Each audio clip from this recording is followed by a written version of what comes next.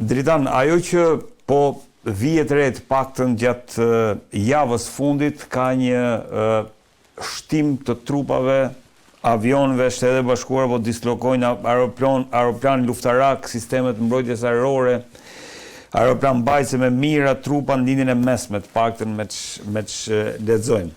Çka parajmëron që një goditje do t'jetë e mundshme, ne diskutuam dhe herën e fundit, por nisur nga dhënat e fundit e afrimit të aeroplan mbajtëseve në çpik të situatës jemi, sepse kemi komente, sigurisht mbase jo prej ekspertëve, komenteve që një sulm është shumë afër. Në rast se shohim vendosjen e forcave amerikane, pra duhet të bëjmë diçka të qartë që dje ka përfunduar vendosja e forcave amerikane në detin e Arabisë dhe në zonën që komandohet nga CENTCOM-i, pra. CENTCOM-i përfshin gjithë lindjen e mesme. CENTCOM-i është? Po, CENTCOM-i është komanda qendrore amerikane në bazë në Katar, në bazën e Al-Udeidës në Katar. Duhet ta kemi hartën aty regjia, po? Aktualisht të gjitha forcat që kishin lëvizur për të shkuar në lindjen e mesme, pra në zonën e operimit të CENTCOM-it, janë vendosur tashmë atje. Pra nuk ka forca të tjera të cilat pritet të shkojnë ose që janë urdhëruar për të vajtur. Më shumë se në Venezuela, ajo më bëri përshtypje. Më shumë se në Venezuelë janë dislokuar trupa pranë Iranit, edhe për qark. Po, sepse janë dislokuar disa luftanije të tjera, të cilat përdorin raketa Tomahawk dhe luftanije që përdoren për të mbrojtur, për mbrojtje kundërajrore, pra. Kjo është arsyeja që janë vendosur edhe më shumë se ajo. Pra por në aspektin e trupave, nuk kemi trupa në aspektin, ju thatë mira trupa, janë mira trupa të forcave detare, pra nuk ka trupa toksore. Nuk ka trupa toksore. Ato që janë vetëm trupa toksore janë forca speciale, pra janë disa grupe të forcave speciale, po jo në aspektin për që të përdoren për të bërë ndonjë pushtim ose të përdoren për të bërë ndonjë aksion si ai i Venezuelës. Pra mund të përdoren për hyrje dhe ndërhyrje në territor për të përcaktuar goditjen e saktë të raketave, sepse duke qenë se tashmë mungon informacioni nga terreni. Pra Irani nuk është më në pozitën siç ishte në qershor të vitit 2025. Ku Shtetet Bashkuara të Amerikës dhe Izraeli kishin një informacion të pafund nga terreni në Iran, për shkak të komunikimeve që kishin me këto Starlinket e me gjitha gjërat e tjera, dhe merrnin të saktë vendodhjen e pozicioneve ushtarake të gjeneralëve të atje. Tashmë kjo mungon dhe për këtë arsye janë afruar aty edhe forca speciale dhe kur kjo mungon, atëherë janë forcat speciale ato që e bëjnë, hidhen në shpinë të armikut, pra në terrenet kontrolluar nga armiku dhe aty përcaktojnë objektivat të saktë se ku ti mund godasësh, pa që mund të godasësh kot. Në këtë aspekt. Pra në aspektin e mbledhjes së forcave janë, por kjo nuk do të thotë që Amerika do sulmoj patjetër. Aktualisht hapësira që Amerika të sulmoj Iranin është e vogël tashmë, pra.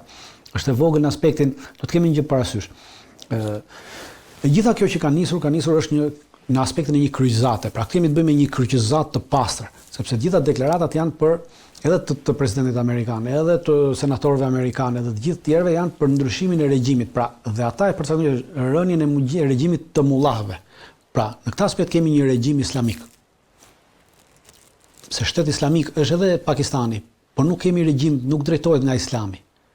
Pra, është Republika Islamike, kurse Irani është i vetmi vend, aktualisht, sot për sot, në të gjithë botën që drejtohet në mënyrë fetare. Pra, feja është baza. Islami qëndron mbi gjithçka. Dhe kur ti thua të rrëzojmë këtë regjim islamik, pra i kemi hyrë në një kryqëzatë të pastër, me një ndryshim që kryqëzatat e para 1000 viteve, kur ndërmerreshin për të rrëzuar regjimin islamik dhe drejtimin islamik të Jeruzalemit, pra për këtë bëheshin kryqëzatat. Hajde të marrim Jeruzalemin sepse na e kanë marrë muslimanët dhe po e drejtojnë muslimanët Jeruzalemin. Dhe vinin katolikët. Të krishterët që vinin në ato kryqëzata bënin e merrnin dhe përzinin nga Jeruzalemi edhe muslimanët, por edhe jahudit, edhe çifutët. Ndërsa tashmë ndryshimi është që në këtë kryqëzatë të re kundër Islamit kemi një kryqëzatë kristiano-jahudie. Pra judeo-kristiane. Po. Në këtë aspekt dhe është një kryqëzatë e pastër në këtë aspekt. Një ideja për cilën ata po luftojnë. Dhe pse them që hapësira është e vogël, sepse do të kemi një gjë. Në fund të javës hyjmë në muajin shkurt. Po. Muaji shkurt është fillimi i muajit Ramazanit. Me datë 18 shkurt fillon Ramazani. Pra, llogaritet nga sot, që është data 26, deri me datë 18 është hapësira që Shtetet Bashkuara të Amerikës mund të sulmojnë Iranin në mënyrë që kjo mos të merret si kryqëzat e pastër. Sepse në rast se sulmohet, pse them kjo hapësirë 20 ditore, sepse kapaciteti i Shtetit Bashkuar të Amerikës aktualisht, pavarësisht se kam të gjithë këto forca, kapaciteti luftarak nuk e kalon 15-20 ditë. Gjithë forcat që kam mbledhur, detare, ajrore, kundërajrore, gjitha kanë kapacitet për të përballuar një fushat luftarake 20 ditore, 15 deri 20 ditore, jo më tepër. Dhe po ta nisim nesër, ose pas nesër i bie që ky 20 ditë të përfundojë me datën 18 kur fillon Ramazani. Prandaj hapësira është e vogël në këtë aspekt. Ose në rast se nuk bëhet në këtë kohë, atëherë nuk mund të fillojë në muajin e Ramazanit ose ditën e Ramazanit sepse është kryqëzat e pastër në atë moment. Dhe lexohet kështu. Absolutisht që do lexohet në këtë mënyrë dhe do të përdoret në këtë mënyrë nga iranianët. Pra do të përdoret për të iniciuar luftë fetare kundër Shtetet Bashkuara të Amerikës, sepse po bëhet në muajin e Ramazanit. Prandaj unë them që hapësira është e vogël dhe vetëm duhet të shfrytëzojmë këtë hapësirë, ose ka një tjetër gjë, ti i mbledh këto forca.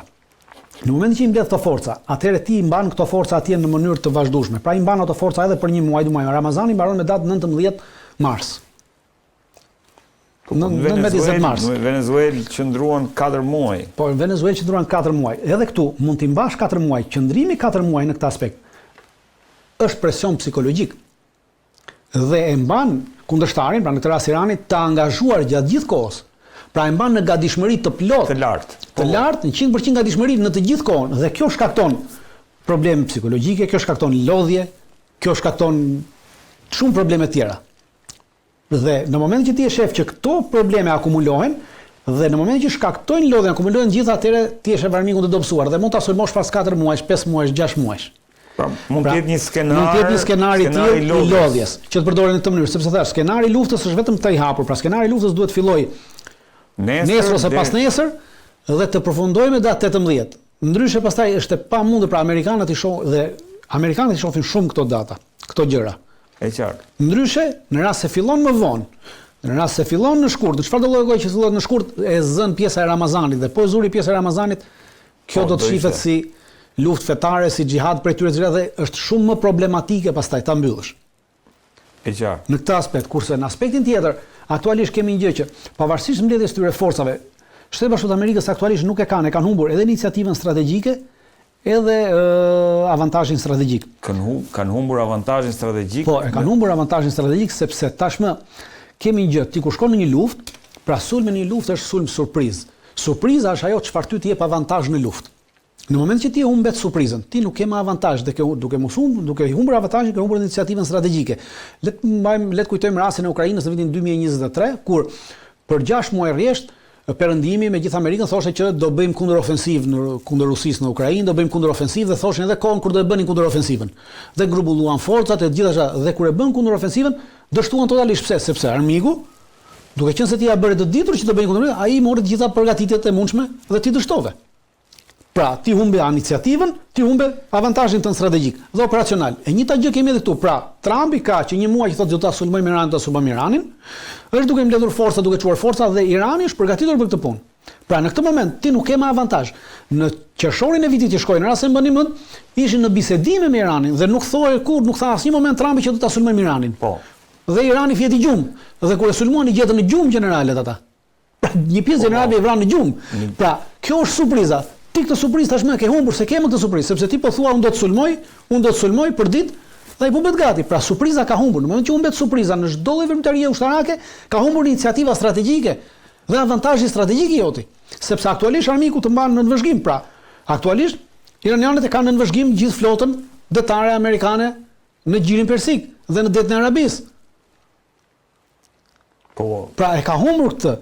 Dhe në momentin që të humbë avantazh, i ke dhënë përparësi atij tjetrit që edhe të përgatitet dhe përparësia në këtë aspekt vjen edhe në kuadër të teatrove të tjera luftarake që kanë ndodhur në atë territor.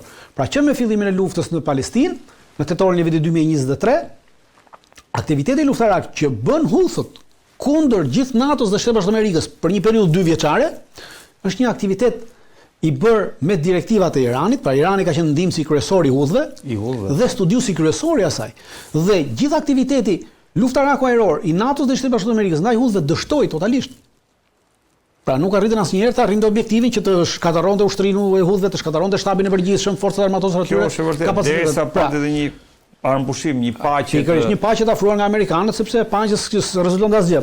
Dhe në këtë aspekt vjen këtë video regjia pastaj se është shumë interesante si video. Okej. Dhe pastaj vim te ajo aspekti i luftës elektronike në këtë aspekt.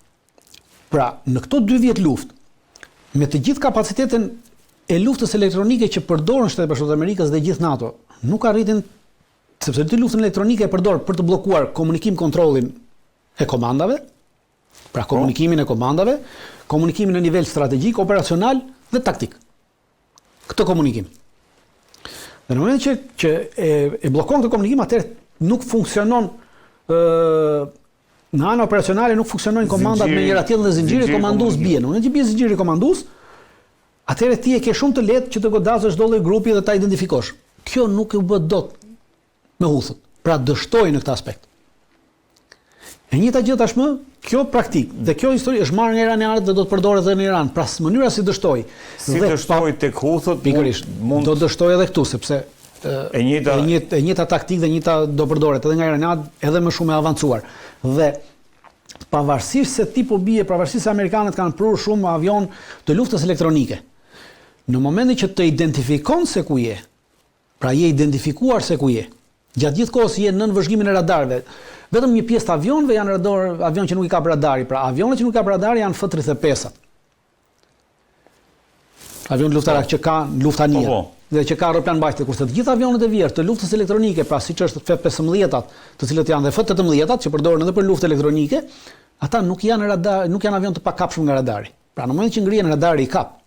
Dhe duhet kemi gjë që kjo lufta elektronike, fuqinë e saj e ka 100 kilometra. Pra nuk e ka përtej 100 kilometrash. Por radarët funksionojnë 500-600 kilometra, 700 kilometra. Pra radarët që ka Irani funksionojnë nga 800 edhe deri poshtë. Nga 800 kilometra e poshtë. Pra, në këtë aspekt, duke qenë se ti ke humbur këtë iniciativën strategjike, pra, aktualisht armiku e di që ti ke po mbledh forcat ty, e di ke mbledhur forcat, e di edhe ku i ke forcat e tua. Në këtë moment, çfarë do lloj lufte elektronike që ti të premtosh se mund të bësh, nuk ka asnjë vlerë, sepse armiku të ka gjatë gjithë kohës monitorim dhe shef në momentin që ti ngrihesh. Po. Pra, në momentin që ti ngrihesh, ai të kanë kontroll. Dhe kjo është humbja e iniciativës strategjike. E dyta, ti jemi të bindur që në aspektin e avantazhit strategjik, pse i ka humbur? Sepse edhe pse në rast se ti e mbulon aktualisht, iranianët nxorën, unë jam i bindur që kanë nxjerrë mësime nga qershori vitit 2025, dhe kemi një deklaratë të generalit të forcave toksore iraniane, i cili thotë që të gjithë forcat ushtarake iraniane, edhe ato të gardës kombëtare, edhe forcat toksore, gjithë personeli e ka këmbën, e ka gishtin në këmbës. Kjo nuk do të marrë si një deklaratë politike, sepse shumica dhe pjesën e madhe marrin si një deklaratë politike, sepse edhe në kohën e verit ne flisim që të gjithë e kemi syrin të shqepti, pra, dhe asaj, i armës. Kjo, kur merret si deklaratë politike është e tillë, por ama në aspektin taktik, kjo do të thotë që çdo njësi dhe çdo ai ka marrë detyrat. Pra edhe në rast se ti arrin të ndërpresësh komunikimin ndërmjet komandave, pra zinxhirin komandues.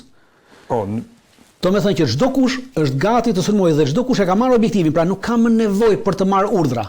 Ti mund ta ndërpresësh atë dhe në momentin që ai bën një farë kohë të shkurtër, për shembull 2 orë, 3 orë, sa ai kanë ata nivelin e tyre komandues dhe sistemin e tyre të funksionimit të operativitetit në aspektin e ndërlidhjes, në rast se ti nuk e arrin këtë ndërlidhje me 1, 2, 3 linja që ke, sepse duhet kemi një parasysh që pjesa më e madhe e linjave të këtyre ushtrive të rregullta kemi të bëjmë me linja toksore.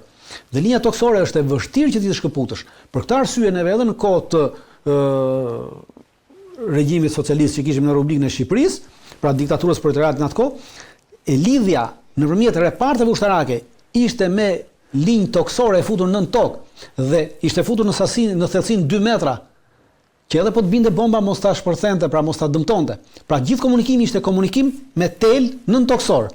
E njëjta gjë ndodhi edhe me njësitë e Hezbollahut. Njësitë e Hezbollahut në Liban u mendua se mund të ndërpritej komunikimi ndërmjet komandave me anë të luftës elektronike, por ama u pa që ishte pa vlefshme sepse çfarë kishin bërë? për 2 vjet Hezbollahu nga viti 2023, nga viti 2020 deri në vitin 2022 kishte shtrirë këtë komunikimin me tel dhe nëpërmjet fibrave optike.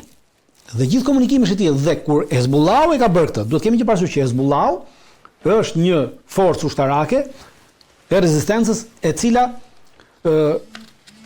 mbështetet totalisht nga Irani. Dhe nga ana ushtarake ata bëjnë atë çfarë bër Irani, pra. Kur Hezbollahu e ka bërë, jemi të bindur që edhe iranianët komunikimin e kanë shtrirë me këtë, pra kanë shtrirë në tokë. Pra është e pamundur ti, po e zëm se ti e bllokove këtë komunikim në të gjitha format dhe mënyrat e ndryshme. Ta zëm për një moment që kjo ndodh, pra fakti që çdo kush e ka gishtin në këmbës, domethënë që çdo kush ka marrë detyrën, sepse ti kur i çon detyrën, pra edhe një ushtarit në çdo tokë, që edhe në çdo skuadër, pra ushtari e di vendin. Pra ja ke përcaktuar që po nisi lufta, ky është vend pozicioni jot. Dhe këtë do pozicion do ta mbash, pra s'do lësh të kalojë njëri këtu. Pra sipas detyrës, pra e njëjta gjë ndodh edhe në këtë aspekt. Dhe nuk ka të bëjë, pra kjo lufta elektronike që tash flitet është e pavlefshme në momentin që armiku e di se ti ku je dhe armiku e di që ti po përgatitesh ta sulmosh. Drejtan. Pra, dhe ajo çfarë ka tjetër në atë aspektin që avantazhi strategjik, pra në iniciativa strategjike ka humbur dhe operacionale. Kemi një avantazh strategjik tjetër që është në avantazh të Iranit dhe që do përdoret. Izraeli është avantazhi strategjik i Iranit aktualisht në përballje me Shtetet Bashkuara të Amerikës. Në ç'kuptim? Në kuptimin shumë të thjeshtë. Ajo harta tjetër regjia e fillimit fare nëse është e mundur. Bukur. Këtu është Irani. Këtu është Izraeli, këtu është Irani. Aktualisht shikoni, gjithë kapaciteti ushtarak, detar, ajror, i Shtetit Bashkuar të Amerikës është në të pikën këtu. Janë këtu të gjithë ato luftanijet që shikojmë janë këtu. Po janë këtu, sepse këtu nuk hyn dot në gjirin e Hormuzit. E qartë. Janë të gjitha këtu. Dhe janë këtu, plus janë edhe bazat ushtarake, siç i shihni amerikanë. Po. Atëherë, në momentin që këta do sulmojnë me raketat pra shihni, janë në jug të Iranit. Izraeli është në veri të Iranit, është në veri në veri lindje të Iranit, Izraeli këtu. Po, ja ku është Izraeli. Dhe në momentin që këta e sulmojnë Iranin. Po. Atëherë ç'a bën? Irani do të sulmojë Izraelin. Në momentin që Irani sulmon Izraelin, atëherë të gjitha kapacitetet ushtarake të Shtetit Bashkuar të Amerikës, në të gjitha këto baza, përfshi edhe këtu, do të ngrihen për të interceptuar raketat iraniane drejt Izraelit, pra për të mbrojtur Izraelin. E qartë.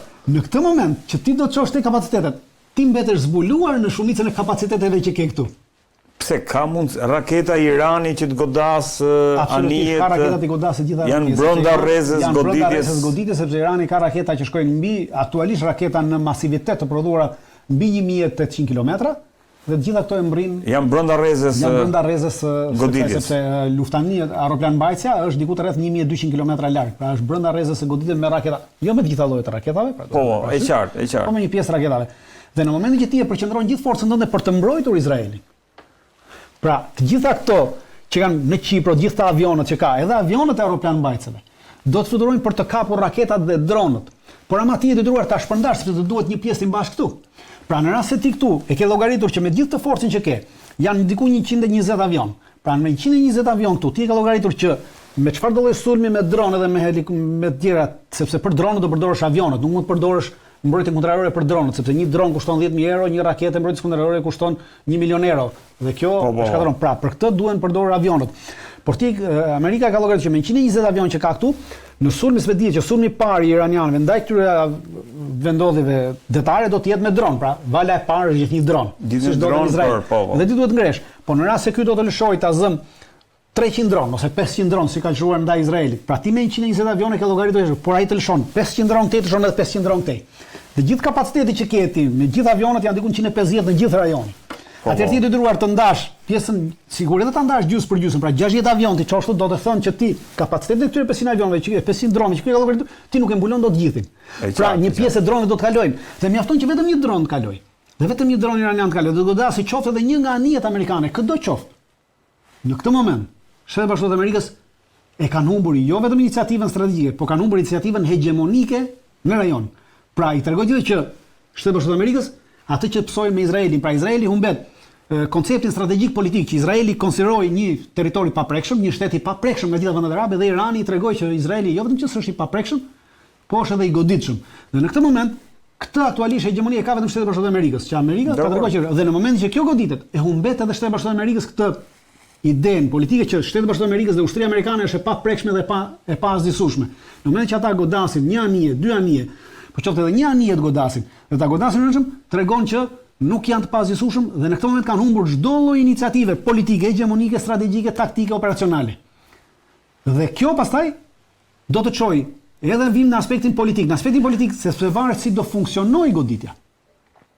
Dhe në aspektin e goditjes kemi gjithnjë që Irani ka këtë përparësi, që duke lëshuar, pra i detyron Shtetet Bashkuara të Amerikës të shpërndajë forcat. Në momentin që ti i shpërndan forcat, kapacitetet e tua mbrojtëse bien. Po normalisht. Sepse hapet pra, në rast se është ky muri që ti vendos një mur këtu dhe e mban, po në rast se unë lëshoj këtu dhe ti je detyruar ta hapësh murin, atëre unë mund të hyj dhe të deportoj dhe të godas edhe bazat, të godas edhe. Pra, kjo është ajo çfarë po ndodh. Dhe për këtë arsye Iranit i intereson një luftë gjatë, kurse Shtetet Bashkuara të Amerikës i intereson një luftë shkurtër. Po a mund ta godas sepse nuk po e sulmon Izraeli Iranin? Nuk ka të bëjë fare. A është nuk ka Irani e ka përcaktuar që jo nuk shkela. Do një marrëveshje në momentin se nuk po të sulmon Izraeli. Por Irani me Izraelin janë në gjendje lufte.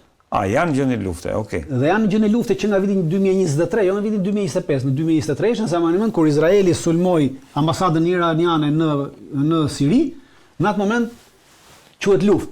Pra ata janë në gjendje lufte. Nuk është se ka një marrëveshje se më kujtohet deri në fundit. Në qershor nuk ka marrëveshje paqe. Ka marrëveshje armpushimi. Pra një marrëveshje armpushimi gojore, asgjë e firmosur. E qartë. Dhe kjo marrëveshje armpushimi do të thotë që neve kemi vendosur të mos e sulmojmë njëri tjetrin për këtë moment, po ama jemi në gjendje lufte. Aktualisht janë në gjendje lufte. Pra sulmi ndërmjet Izraelit dhe Iranit nuk shkel asgjë. Problemi është te Shtetet Bashkuara të Amerikës, pra iranianët, në rast se iranianët mbahen dhe nuk sulmojnë të parë Shtetet Bashkuara të Amerikës, a gjithë ajo çfarë Trumpi po bën, po do të detyrojë iranianët që të sulmojnë ata të parë të Shtetet Bashkuara të Amerikës, sepse kemi një problem me çështjen e ushtrisë amerikane. Në ushtrinë amerikane, pra kushtetuta përcakton qartësisht që presidenti është komandanti i forcave të armatosura. Po. Dhe thot, në momentin që forcat armatosura vendosen diku, ato janë nën komandën e presidentit për të kryer veprimtari luftarake, ushtarake, çdo gjë tjetër. Por neni 2 i kësaj përcakton qartësisht që dhe kjo komandë nuk mund të jepet pa miratimin e Kongresit. Pra e ka përcaktuar që është Kongresi ai që përcakton për të sulmuar Iranin. Por në rast se Irani sulmon i pari, atëherë kushtetuta përcakton që për nevoja mbrojtëse presidenti nuk pret miratimin e Kongresit, po menjëherë urdhëron sulm. Dhe gjithë ky presioni, prandaj them jemi te presioni psikologjik, në mënyrë që Irani të bjerë nga ana psikologjike dhe të godasi, qoftë lëshoj edhe një raket ndaj bazave ushtarake, ndaj vendqëndrimeve ushtarake, detare, toksore të Shtetit Bashkuar të Amerikës dhe ta përdori Trumpi për të goditur me gjithë fuqinë.